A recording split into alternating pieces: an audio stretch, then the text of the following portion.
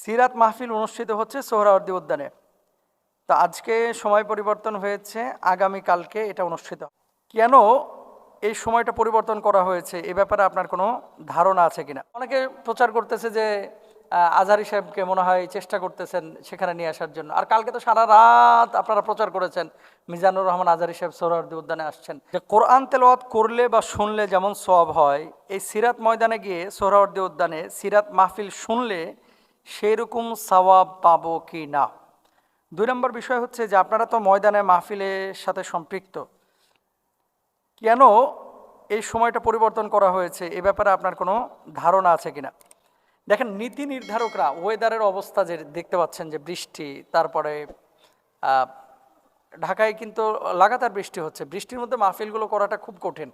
এখন কি কারণে অনেকে প্রচার করতেছে যে আজহারী সাহেবকে মনে হয় চেষ্টা করতেছেন সেখানে নিয়ে আসার জন্য। আর কালকে তো সারা রাত আপনারা প্রচার করেছেন মিজানুর রহমান আজহারী সাহেব সোহরাওয়ার্দী উদ্যানে আসছেন।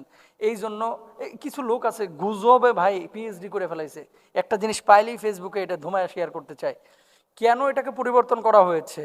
এবং মিজানুর রহমান আজহারী কি নিজে বলেছে যে আমি মাহফিলে থাকবো? উনি যদি আসেন তাহলে উনি আলোচনা করলে আপনারা শুনবেন, অন্য স্কলাররা আলোচনা করবেন, তাদের আলোচনা শুনবেন।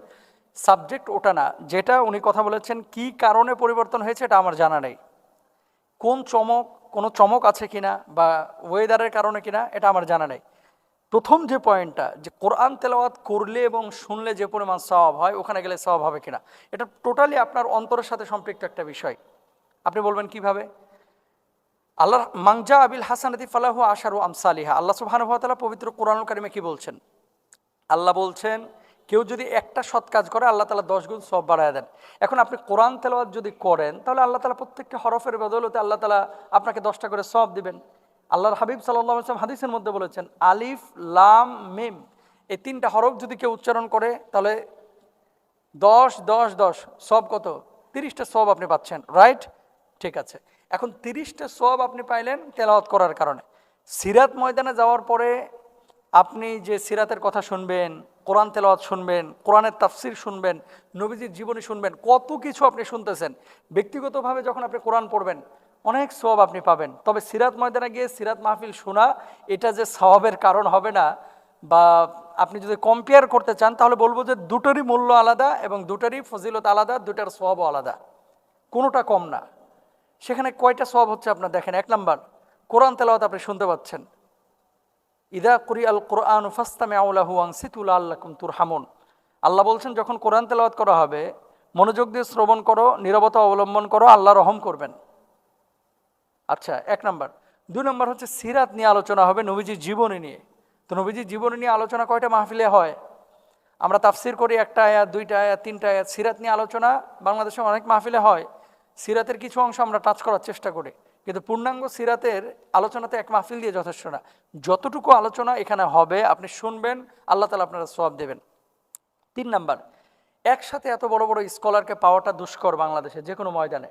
এবং সোহরাওয়ার্দী উদ্যানের যে মাহফিলটি, এটা একটি যুগান্তকারী বা ইতিহাস সৃষ্টি করবে আমার কাছে মনে হচ্ছে। কারণ প্রায় 15-20 বছর এই ময়দানে কোনো মাহফিল এভাবে হয় নাই।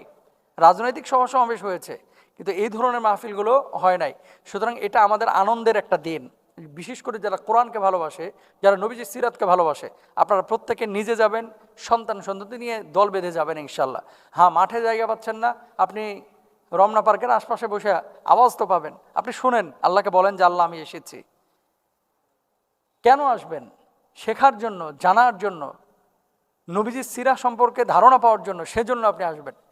আর এই ধরনের দিনী মাজলিসগুলো যখন কায়েম হয়, সেখানে মাজলিসের শ্রোতা যারা বসে, যারা আলোচনা করে, আল্লাহ সুবহানাহু ওয়া তাআলার ফেরেশতারা আকাশ থেকে এসে তাদের উপরে রহমতের ডানাগুলো বিছিয়ে দেন।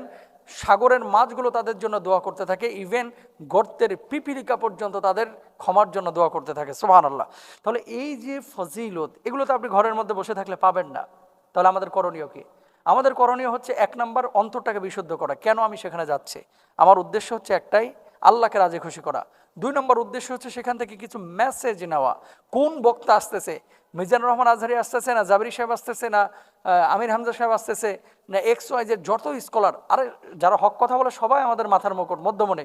যারাই হক কথা বলবে, কোরআনের কথা বলবে, সিরার কথা বলবে, আমরা তাদের কথাগুলোকে অ্যাকসেপ্ট করব, শিক্ষা নেব।